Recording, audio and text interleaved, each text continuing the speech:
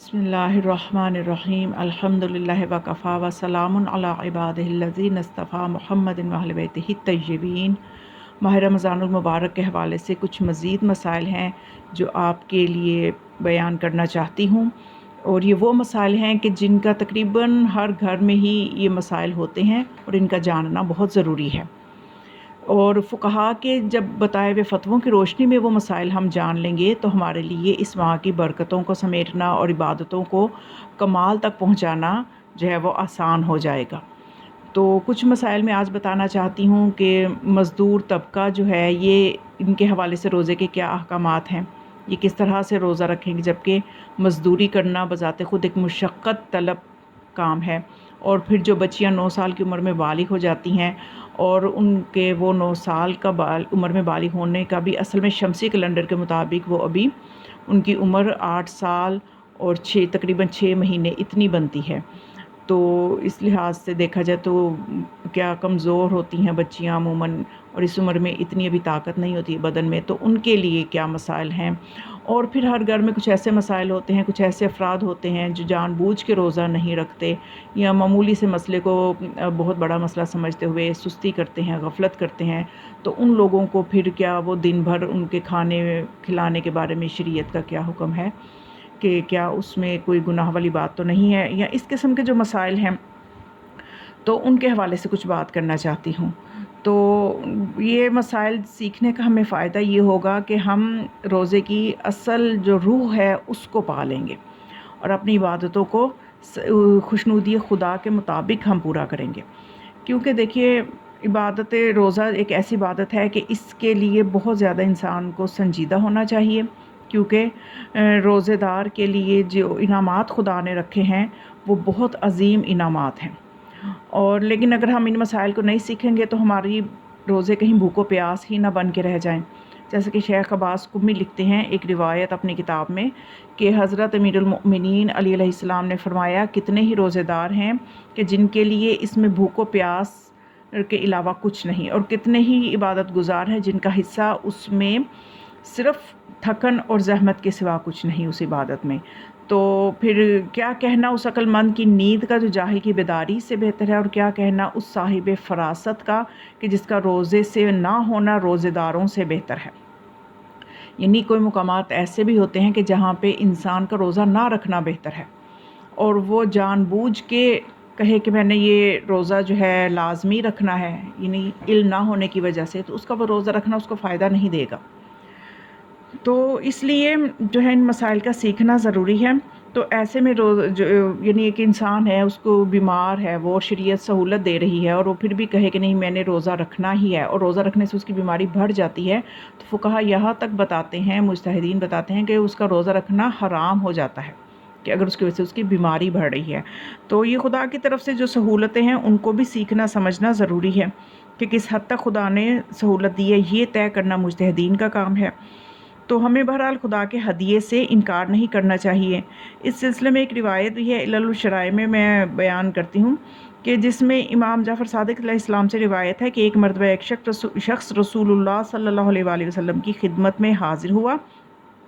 और अर्ज़ किया, या रसूलल्लाह सल्लल्लाहु अलैहि वसल्लम, क्या मैं माह रमज़ान का रोज़ा सफ़र में भी रखूँ? तो आपने फ़रमाया नहीं। इसने कहा, या रसूलल्लाह, सफ़र में रोज़ा रखना मेरे लिए आसान है। यानी जैसे हमारे भी होता है ना, कुछ लोग दलेर बनते बीमारी के बावजूद रोज़ा रखते हैं, हालांकि वो बीमारी में इजाफे का बायस भी बन रहा हो तब भी रख रहे होते हैं कि हम बड़े रोज़ादार हैं लोगों पे ज़ाहिर करने के लिए। और बाज़ लोग सफ़र में भी पूरी नमाज़ पढ़ते हैं। तो ये वो बेवकूफ़ हैं कि जिनको शरीयत फ़ायदा भी दे रही है और फ़ायदा ना उठा के ये ज़हमत उठाने के बावजूद हराम को अंजाम दे रहे होते हैं। तो जब उसने कहा ना कि मैं रोज़ा रखना मेरे लिए आसान है सफ़र में, तो आपने फ़रमाया, अल्लाह ताला ने मेरी उम्मत के बीमारों को, मुसाफिरों को माह रमज़ान में अफ्तार यानी रोज़े की छूट बतौर सदका और खैरात दी है। अगर तुम में से कोई किसी शख्स को बतौर सदका और खैरात कुछ दे और वो उसे वापस कर दे, तो क्या हैरत और ताज्जुब की बात नहीं? यानी जब कोई किसी ज़रूरतमंद को सदका दे और ज़रूरतमंद आगे से वापस कर दे तो ये हैरत की बात है। कोई हदिया दे, खुशी से दे और वो आगे से वापस कर दे, तो ये भी हैरत की बात है। तो ये जो रोज़े की मसाइल में छूट है, ये हमें फुक़हा के बताए हुए मसाइल की रोशनी में हमने देखना है کہ کس طرح سے ہم نے جو ہے روزے کو صحیح معنوں میں رکھنا ہے، تاکہ کہیں ایسا نہ ہو کہ ہم روزہ رکھنے کے باوجود گناہ گار ہو رہے ہوں۔ تو اس سلسلے میں سب سے پہلے میں یہ بتاتی ہوں، ان افراد کے حوالے سے بتانا چاہتی ہوں کہ جو مزدوری کرتے ہیں، مزدور طبقہ ہے، اس کے لیے کیا احکام ہے روزے کے۔ تو یہ ہم نے خود سے تو طے نہیں کر سکتے، جو اس علم کے ماہر ہیں وہی طے کریں گے۔ تو یہ عموماً سوال کیا جاتا ہے کہ اگر مزدور روزہ رکھتا ہے تو وہ کام نہیں کر سکتا جس سے اس کے گھر کے اخراجات پورے نہیں ہو پاتے، یعنی اگر وہ روزہ رکھے گا تو کمزوری کا باعث بنے گا یا اس پہ پیاس غالب آ جائے گی، جیسے گرمیوں میں، سخت گرمیوں میں بھی روزے ہوتے ہیں، تو ایسی پیاس کا جو غیر قابل تحمل ہے، برداشت سے باہر ہے اور وہ کام نہیں کر سکتے، تو آیت اللہ سیستانی اور رہبر معظم آیت اللہ خامنہ فرماتے ہیں کہ ایسی صورت میں اگر ایک مزدور کے لیے ممکن ہے کہ اس کام کو چھوڑ کر رمضان المبارک میں کوئی اور کام کر لے جو مشقت طلب نہ ہو، یعنی پہلی سٹیج یہ ہے، ایک دم سے ایسا نہیں ہے کہ حکم مل جائے کہ روزہ نہ رکھو، بلکہ کیا ہے کہ پہلے دیکھیں کہ کوئی ایسا کام مل جائے کہ جس میں اتنی آمدن ہو جائے کہ گھر کا خرچہ نکلے اور وہ مشقت طلب بھی نہ ہو، یا اس کے لیے ممکن ہو کہ ماہ رمضان میں قرض لے لے اور 1 مہینے اپنے گھر کے اخراجات قرض سے پورے کر سکے، تو اس کے لیے ضروری ہے کہ وہ اس طرح سے اپنے اخراجات کو پورا کرے اور روزہ رکھے۔ لیکن اگر اس کے لیے متبادل کام کرنا ممکن نہ ہو، نہ ہی قرض مل رہا ہے، اور تو پھر اس کے لیے احتیاط واجب کی بنا پر وہ روزہ رکھے، اور روزہ ضرور رکھے، اور جب اس پر شدید کمزوری غالب آ جائے تو اس وقت ضرورت کی مقدار میں کھا پی سکتا ہے، اور احتیاط واجب کی بنا پر باقی دن امساک کرے، یعنی ایسا نہیں ہے کہ وہ اب کھانے کی اجازت اگر یا پینے کی شریعت نے دی ہے مزدور کو تو وہ اب مسلسل سب کے سامنے کھا رہا ہے اور ماہ رمضان کی بے احترامی کر رہا ہے، ایسا نہیں ہے، بلکہ صرف اتنا کھائے کہ جتنی سے کہ اس کی ضرورت پوری ہو جائے، مناسب پیے، مناسب کھائے، اور اس کے بعد اپنے جو ہے اس کے یہ احتیاط واجب کی بنا پر ہے کہ باقی پورا دن پھر وہ یہ نہیں کہ سارا دن کھاتا رہے، یعنی کھا کے ضرورت کے وقت ضرورت کی مقدار کے مطابق کھا لے، اس کے بعد باقی دن جو ہے وہ کھانے پینے سے پرہیز کرے تاکہ ماہ مبارک کا احترام باقی رہے، اور ماہ رمضان کے بعد فقط ان روزوں کی قضا بجا لائے گا اور کفارہ اس پر واجب نہیں ہوگا۔ یہی حکم جو ہے یہ آغا سیستانی رہبر معظم کے نزدیک، دونوں کے نزدیک یہی حکم ہے، یعنی شریعت اس پہ کفارہ نہیں کرے گی کیونکہ وہ مجبور ہے، مزدور ہے اور مزدوری سخت ہے۔ اور اسی ضمن میں ایک مسئلہ آ جاتا ہے ان بچیوں کا کہ جو سن بلوغ کو بھی پہنچی ہیں، جن بچیوں کے 9 قمری سال پورے ہو جائیں تو وہ بالغ ہو جاتی ہیں، اب چونکہ وہ بدنی طور پر استطاعت نہیں رکھتی، ناتواں ہیں، جس کی وجہ سے روزہ نہیں رکھ سکتی، تو آیا فقط ان کی قضا واجب ہے یا کفارہ بھی واجب ہے؟ تو فرماتے ہیں کہ اگر روزہ رکھنا اس کے لیے اس قدر مشقت کا باعث ہے جو ناقابل برداشت ہو، جس سے اس سے کوئی بیماری ہو سکتی ہے یا اس کی کسی بیماری میں اضافہ ہو سکتا ہے، تو اس کے لیے روزہ رکھنا جائز نہیں ہے۔ یعنی یہ نہیں ہے کہ آپ بچیوں کے اوپر سختی کریں، ان کی حالت بھی دیکھیں، یہ بھی دیکھیں کہ وہ برداشت کر پاتی ہیں یا نہیں۔ اسلام جو ہے یہ ایسا مذہب نہیں ہے کہ جو ظلم کرے، اور خدا ایسی عبادتیں پسند نہیں کرتا، وہ اپنے بندوں کو سہولت میں رکھتا ہے۔ ہاں البتہ دن لمبا ہونے کی وجہ سے یا گرمی کی وجہ سے روزہ مکمل نہیں کر پاتی اور اس کے اوپر پیاس کی شدت بچی پہ غالب آ جاتی ہے، تو اس کے لیے اسے برداشت کرنا مشکل ہو جاتا ہے، تو ایسی صورت میں فرماتے ہیں کہ وہ ضرورت کی حد تک کھا پی سکتی ہے، گرچہ اس کا روزہ باطل ہو جائے گا، لیکن یہ دیکھیں ضرورت کی حد تک کھانا پینا ہے، ایسا نہیں ہے کہ اب بالکل ایک ٹیبل بھر کے کھانا لگا دو اور جب پورا دن کھاتے رہے، ایسے نہیں ہے، اس کو احترام بھی سکھانا ہے، تو ضرورت کی حد تک کھا سکتی ہے، تو اس سے روزہ باطل ہو جائے گا، مگر احتیاط کی بنا پر وہ باقی وقت میں کھانے پینے سے اجتناب کرے گی۔ اگر سحری میں تقویت والی غذا استعمال کر کے اور دن میں استراحت کر کے اور ضعف اور ناتوانی کو دور کر سکتی ہے تو ان کاموں کو کرنا اس پہ لازم ہے، یعنی پہلے تو اس کو اس چیز کے لیے بچی کو تربیت کریں کہ سحری ٹھیک کرے، عموماً بچے سحری میں صحیح طرح سے سحری نہیں کرتے، تو وہ پھر اگر وہ بچی سحری صحیح کر لے اور دن میں بھی اس کو آرام ہی استراحت بھی مل رہی ہے تو اس طرح سے روزہ پورا کر لے، اور اگر نہیں کر سکتی، بہت مشقت کا باعث ہے، تو اتنا ہی کھائے جتنی ضرورت ہے۔ تو اس کے بعد یہ کہ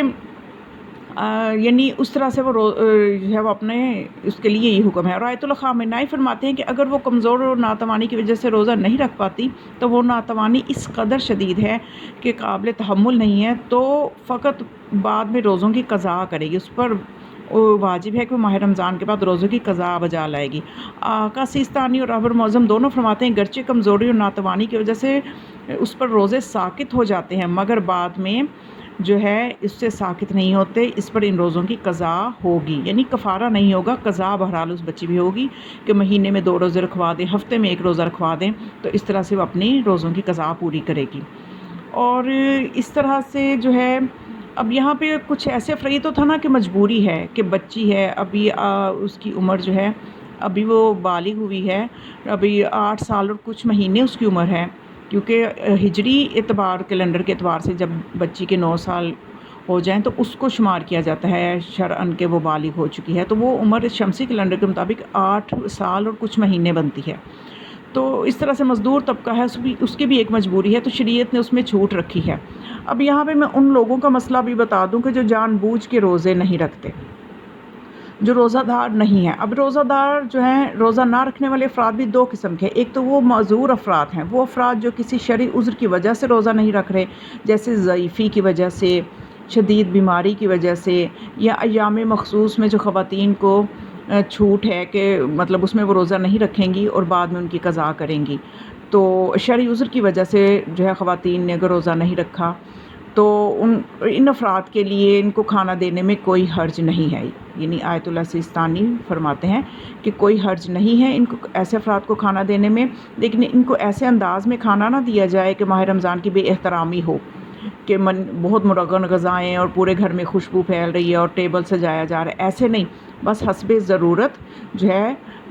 खाना दिया जाए और ख़ास एहतमाम के साथ खाना ना दिया जाए। दूसरी किस्म उन अफराद की है जो जानबूझकर बग़ैर किसी शरई उज़्र के रोज़ा नहीं रखते, यानी जो हठ धर्मी की वजह से या गफलत की वजह से या दीन को इतना संजीदा नमाज वगैरह को नहीं लेते, तो रोज़े को कैसे सीरियस लेंगे। तो उन अफराद के लिए आगा सिस्तानी के नज़दीक ऐसे अफराद को खाना देना एहतियात वाजिब की बिना पे हराम है। अब ये चूँकि एहतियात वाजिब का लफ्ज़ आ गया है, तो इस वजह से इस मसला के हल की 3 सूरतें हैं। अब ये मुश्किल है कि अगर शौहर रोज़ा नहीं रख रहा, गफलत कर रहा है, तो बीवी के लिए कितना मुश्किल है कि उसको खाना ना दे, या इस तरह से करीबी रिश्ते होते हैं, भाई है नहीं रख रहा तो बहन क्या करे, या इस तरह से जो है वो मसाइल होते हैं, बाज़ ख़वातीन गफलत करती हैं। तो बहरहाल इसमें क्या किस तरह से इसका हल किया जाए कि घर का माहौल फिर ख़राब होने का ख़तरा भी हो जाता है, क्योंकि ज़रा कि दीन जो है अगर ये हुक्म दे रहा है तो इस पे अमल करने के लिए फिर हमें मुज्तहिदीन से ही हमें रजू करना चाहिए। तो आयतुल्लाह सिस्तानी ने तो फरमाया है कि हराम है, लेकिन उन्होंने एहतियात वाजिब चूँकि कहा है, तो इसलिए इस मसले में जो आलम है उस मुज्तहिद की तरफ रजू किया जा सकता है, उसकी गुंजाइश मौजूद होती है कि आप किसी दूसरे ऐसे मुज्तहिद की तरफ रजू कर लें जो आलम हो। तो इसलिए इस मसले में आयतुल्लाह सईदुल हकीम की तरफ रजू कर सकते हैं, क्योंकि उन्होंने 2 सूरतों के साथ इजाज़त दी है ऐसे लोगों को खाना देने के लिए, कि एक सूरत तो ये कि रमज़ान की बेएहतरामी ना हो, बहुत ज़्यादा एहतमाम ना किया जाए, दूसरा ये कि रोज़ा खोरों की तरग़ीब ना हो, ऐसे तरह तरह के खाने बनाए जाएँ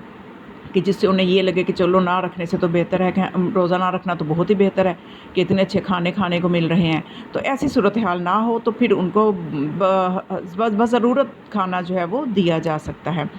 तो इस मसला में आयतुल्लाह सईदुल हकीम की दी गई इजाज़त पे अमल कर सकते हैं। आयतुल्लाह उज़्मा इमाम ख़ामेनाई का जो है फ़तवा इस सिलसिले में है कि इन अफराद को जो बग़ैर किसी शरई उज़्र के रोज़ा नहीं रखते खाना पीना नहीं दे सकते, तो लिहाजा रहबर के जो मुक़ल्लिदीन हैं इस फ़तवे पर अमल करेंगे, क्योंकि उनका फ़तवा ये है कि नहीं दे सकते। तो और चूँकि आयतुल्लाह सिस्तानी ने तो एहतियात वाजिब का कहा था, तो इसलिए गुंजाइश निकल आई थी दूसरे मुज्तहिद की तरफ जो कि आलम हो रजू करने की। तो उनकी तरफ जब रजू किया तो आयतुल्लाह सईदुल हकीम ने ये बताया कि 2 सूरतें हैं कि जिसमें आप उनको खाना दे सकते हैं और घर का माहौल जो है वो भी बच सकता है।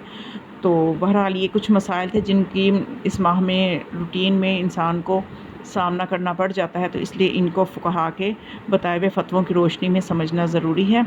तो हम खुदावंद मुतआल हमें उलूम आले मोहम्मद की सही मार्फत नसीब फरमाए और हमें माह रमज़ान की बरकतों से इस्तिफ़ादा करने की फ़ैज़याब होने की तौफ़ीक़ अता फ़रमाए। वमा अलैहि इल्लल बलाग। अस्सलामु अलैकुम व रहमतुल्लाहि व बरकातुहू।